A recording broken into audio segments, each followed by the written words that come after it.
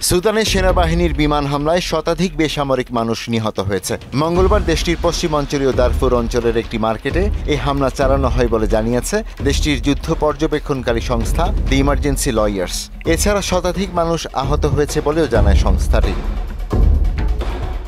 এদিকে দাবানলে পড়ছে দক্ষিণ কোরিয়ার দক্ষিণ পূর্বাঞ্চল। এই পর্যন্ত 18 জনের মৃত্যু হয়েছে। পরিস্থিতি বিবেচনায় 27,000 মানুষকে নিরাপদ স্থানে সরিয়ে নেওয়া হয়েছে। এছাড়া উইচিয়ং এবং আন্দং অঞ্চল সহ কয়েকটি পর্যটন এলাকায় জরুরি অবস্থা ঘোষণা করেছে কর্তৃপক্ষ। গেল সোমবার থেকে দক্ষিণ কোরিয়ায় একাধিক স্থানে দাবানল শুরু হয়। এতে প্রায় 14,694 হেক্টর এলাকা পুড়ে গেছে।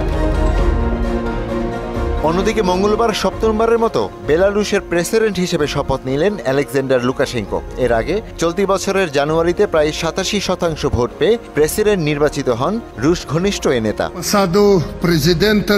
ইশতিয়াক হোসেন, মোহনা ডিজিটাল।